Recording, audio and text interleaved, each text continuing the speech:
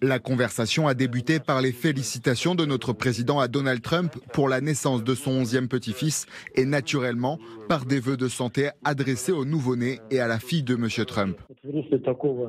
Dans le contexte d'un échange aussi franc et amical, les présidents ont convenu qu'ils s'appelleraient l'un l'autre en cas de besoin. Donald Trump a dit « Vladimir, vous pouvez décrocher le téléphone à tout moment, je serai heureux de vous répondre, je serai heureux de vous parler ». Alors ça c'est l'habillage évidemment, la suite va suivre, mais enfin ça donne un certain ton, Marion. C'est quand même une bonne nouvelle. Hein. Après, vous vous souvenez, après la crise des missiles de 62, on avait institué le téléphone rouge, c'était un téléx en fait. Mais le fait qu'ils peuvent se parler à tout moment, on est plutôt rassuré. On préfère qu'ils se parlent qu'ils ne se parlent pas. Oui. Surtout, on voit que là, c'est le départ de Donald Trump. Il lâche, il est en train de se désengager totalement. Il me semble que dans la situation, dans le pire, on est quand même, c'est mieux d'avoir un Trump qui se détache qu'un Trump qui était totalement attaché à Poutine. Donc on a quand même fait un petit pas. Mais on est dans le désengagement européen, américain en tout cas vis-à-vis de cette guerre. En tout cas, on y va.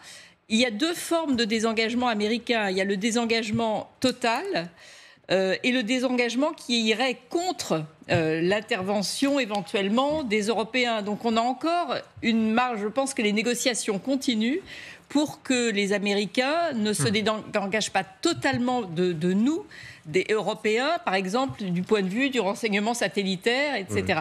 Donc, on est encore dans le flou. Il n'y a pas grand-chose de très, très nouveau, sauf un départ progressif le désengagement est diplomatique pour le moment. Moi, je remarque quand même, parce que Trump, on en dit beaucoup de choses, à part l'affaire de Kursk, où pendant 5 jours, il a arrêté le renseignement, ce soir, il n'a pas lâché qui a permis la prise de Kursk, les Ukrainiens.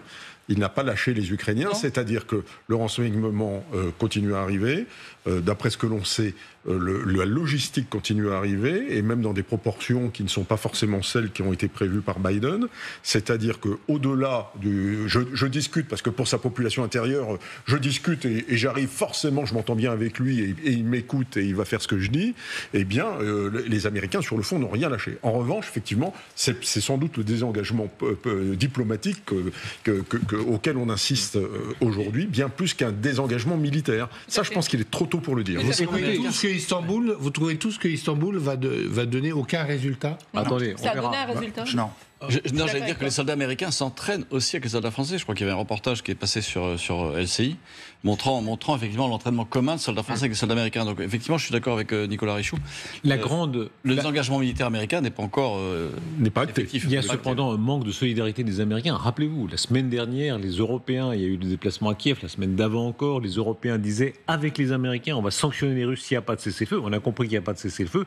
Et Trump lâche les Européens. C'est là encore le Wall Street Journal.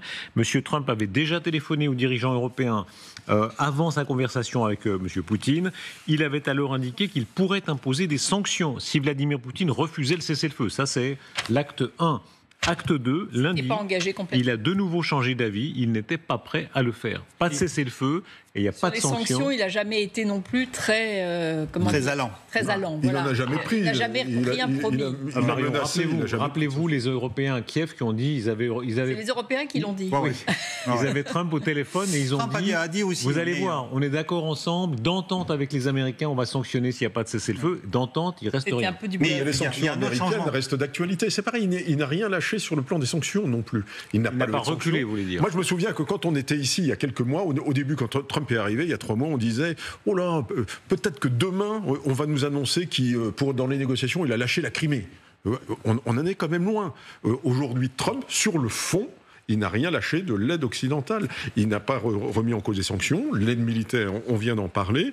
Maintenant, il prend acte, effectivement, que sur le plan diplomatique, ça se passe. Il veut maquiller son échec, parce que c'est un échec, c'est l'échec de Trump, il faut bien qu'il maquille son échec. Donc il est en train de l'habiller en disant « Nous sommes tout va bien, nous parlons cordialement ». Il change en 24 heures, parce que dimanche, il disait « Moi, je suis le seul à pouvoir régler, parce qu'il faut que je voie Poutine, parce que à part moi, il n'y a rien réglé du tout ». Voilà. Et là, après cette conversation, il a compris qu'il ne réglait rien du tout. Et du coup, c'est ce que je vous vous disais il y a 2 jours, il s'est souvenu qu'il y a des Européens, il s'est souvenu même du pape, se réjouissant que ce pape soit américain.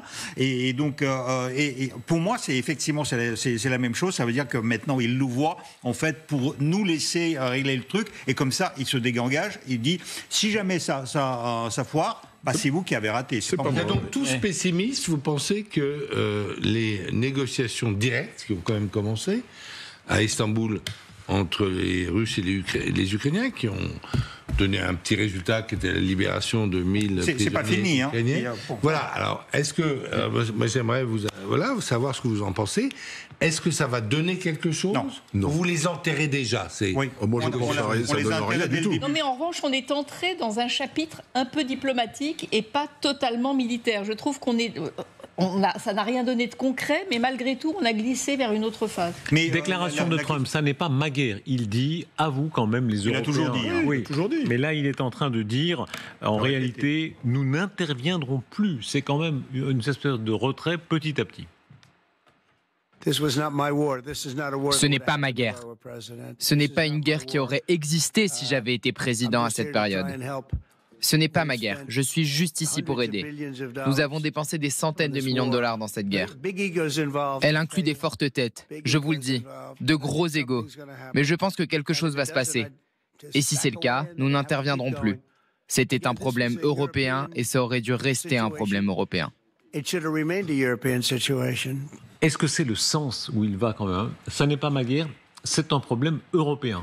Il l'a toujours dit. Sauf pour la partie européenne. Oui, mais en fait, c'est ce qui est intéressant chez Trump, c'est qu'il nous met devant nos contradictions, pays européens, il nous met devant nos responsabilités. Et dans le même temps, les Européens disent, oui, mais hop, il faut renforcer le lien transatlantique, les gars. Lâchons rien vis-à-vis des Américains. Et on voit bien, vous savez, c'est un peu Tanguy, le film Tanguy, dans lequel l'adolescent 30 ans s'en va pas, et les Européens sont là. Non, on veut pas quitter la maison américaine, nous. Et pourtant, on reçoit des coups de pied aux fesses donnés par Donald Trump, mais on s'en va pas. C'est Tanguy. Les Européens, c'est Tanguy, en fait. Absolument. Vous avez des références cinématographiques de premier ordre, en général. Là, je l'ai dit sur les chaînes ukrainiennes. En fait, je racontais qu'il y avait ce film, parce qu'ils connaissaient bien évidemment pas ça. Et en fait, ils ont compris ce qui se passait. Mais il le répète. Ouais. Il y a un désir de traiter de puissance à puissance. En réalité, on a l'impression qu'ils sont en train de traiter par-dessus nos têtes Rubio, le secrétaire d'État, le chef des affaires étrangères de la diplomatie américaine, qui dit « Ce serait irresponsable que les puissances nucléaires ne se parlent pas. On va avancer, nous, entre super grands, comme on disait pendant la guerre froide. » Indépendamment de l'Ukraine, il doit y avoir un certain niveau de communication entre les États-Unis et Moscou. Il est irresponsable que les 2 plus grandes puissances nucléaires de la planète ne communiquent pas. Cela ne signifie pas que nous allons être alliés ou amis, à moins que les conditions ne changent, mais nous devons au moins être en mesure de communiquer avec eux pour éviter les erreurs de calcul et la guerre. Est-ce que vous approuvez ce retour? Rappelez-vous, pendant l'ère Biden, ça n'était pas le cas. Pendant l'ère Biden, ils se parlaient, oui, mais quand même à un plus bas niveau. Pour ça, ils se parlaient. Mais à un plus bas niveau. Les 2 présidents ne se parlaient pas autant, ils se parlaient à un plus bas niveau, plus discrètement, pour certains points très précis. Est-ce que pour vous, c'est une bonne chose que maintenant ce soit comme ça? Oui, bien sûr. Moi, je vous ai dit, s'il y a déjà quelque chose de positif, c'est qu'on est sûr qu'entre Trump et Poutine, il n'y aura pas de guerre nucléaire. Ça, c'est quelque chose que je vous ai dit au mois de janvier. Et là, c'est la seule chose qui me rassurait. Ah, vous êtes quand même en train de donner un satisfecit à Trump. Quand il y a des choses qu'on peut lui reconnaître, on lui reconnaît. Hein. On ne critique pas pour le critiquer. Trump, Darius a beaucoup de bon sens quand il. Non, c'est un peu exagéré. Il a du bon sens, mais il a aussi une vision qui a été exprimée d'ailleurs très clairement par son secrétaire à la Défense il y a 2-3 mois, quand il est venu au siège de l'OTAN, qui a dit c'est très simple, les Américains vont s'intéresser et se concentrer sur l'Indo-Pacifique, et d'une certaine manière, il a raison. Pourquoi est-ce que ça serait 300 millions d'Américains qui protégeraient 450 millions d'Européens contre 140 millions de Russes? Il y a aucune raison. Et donc, lui, il a dit... Et c'est pas nouveau, Darius, dans la politique américaine. Pourquoi est-ce que, à Yalta, vous en parlez souvent, à Yalta en février 1945, pourquoi est-ce que Roosevelt donne toute l'Europe de l'Est en esclavage à Staline. Eh bien, pour une seule raison. Parce qu'il veut absolument que Staline déclare la guerre au Japon, parce que lui, son impératif, c'est l'Indo-Pacifique. C'est plus important que l'Europe. Et c'est évidemment aussi America First, Roosevelt et America First. Je veux rapatrier le plus vite possible mes boys d'Europe. Voilà la politique américaine. Et Trump la continue. Oui. Et les Européens, qu'est-ce qu'ils vont faire? Les Européens vont-ils reprendre langue avec Poutine? Pour l'instant, dans l'émission du président de la République de TF1, il disait oui, mais on va se parler avec Ursula von der Leyen, Zelensky, etc. Pour l'instant, ça reste quelque chose qui ne se fait pas en Europe de l'Ouest. Il faut faire la pression. Les Européens sont désunis. Si on a 27 États membres au sein de l'Union européenne, alors maintenant il y a aussi le Royaume-Uni, mais il n'y a pas le début d'une entente et d'une coalition qui se met en place. On l'a bien vu pour les forces de réassurance, avec les forces de réassurance. Mais vous évitez la question, allez, je fais le tour de table. Oui ou non, demain, est-ce que selon vous, les Européens devraient faire comme les Américains et tenter de reparler directement à Poutine, oui ou non? Ah bah oui, il faut parler, ça je pense. Je crois qu'il vaut mieux parler par les sanctions. Hein. Là, on a mis les taux de douane sur les engrais. Peskov s'est pointé le nez tout de suite et commençait à critiquer cette décision. Donc, Parler, mais pas à n'importe quelle condition, pas comme Trump. Il faut faire la pression. Tout en parlant, il ne faut pas couper. Et d'ailleurs, c'est la solution que le président Macron a toujours maintenue. Au début, même peut-être. Non, mais là, il ne parle plus pour l'instant. Il parle plus. Non, mais le truc aussi, personne ne veut couper. Les téléphones fonctionnent. Vous savez. Non, mais c'est très différent si les présidents se parlent. Vous savez très bien. Autour du pot. Oui. Trump devait être l'arbitre, mais j'ai l'impression qu'il joue quand même avec une équipe. Vous fuyez quand même la question. On sent que voilà, c'est facile. Non, oui ou non, est-ce que selon vous, Merz, Monsieur Macron, Monsieur Starmer devraient faire dans les médias. Comme Trump et parler avec Poutine? Non, dans les médias. Moi, je pense qu'il faut parler, oui. Il faut parler. Il est nécessaire de parler. Si on ne parle pas avec ses ennemis, en effet, on continue la guerre. L'idée, c'est d'arriver à quoi? C'est d'arriver à cesser le feu. L'idée, c'est d'arriver à une paix, j'allais dire. L'idée, ce n'est pas rendre l'Ukraine à la Russie, quand même. Entre l'Ukraine et la Russie. Mais pour ça, il faut parler. Si on ne parle pas, on se fait la guerre, et la guerre va durer encore longtemps. Donc je crois beaucoup au dialogue. Marion. Il faut parler, oui, mais il faut savoir quoi dire. Et là, on ne sait pas quoi dire. Et puis, il faut parler. Faut pas parler. Disperser. Je ne suis pas du tout. Moi, je suis pas du tout opposé au fait de parler à Poutine, mais encore faut-il que le moment soit propice et de savoir quel contenu on y met. Moi, je pense qu'il faut parler parce qu'en fait, la diplomatie d'Arius, ça ne sert pas à parler avec ses amis. Par exemple, on n'a pas besoin de parler avec les Danemark. Le Danemark, les Danois, on est d'accord avec tout sur. Mais il faut parler à ses adversaires, à ceux qui sont différents, à ceux avec qui on n'est pas en guerre, parce que nous ne sommes pas en guerre avec la Russie.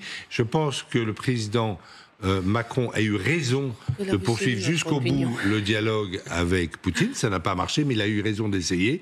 Et je pense que simplement, il y a eu une erreur qui a été commise. C'est quand, à l'Élysée, on a montrer des images et on a publié des conversations entre Poutine et Macron. C'est quelque chose qui ne se fait jamais. Les conversations diplomatiques depuis 3 siècles sont secrètes entre la Russie et la France. Et là, vous vous souvenez de cet épisode avec même Consigne qui gloussait dans le... Voilà. Et ça c'est quelque chose qui a été très mal vu. Mais par exemple, les Américains jamais ne vont donner leur conversation diplomatique avec les Russes ou avec les Indiens ou avec les Chinois.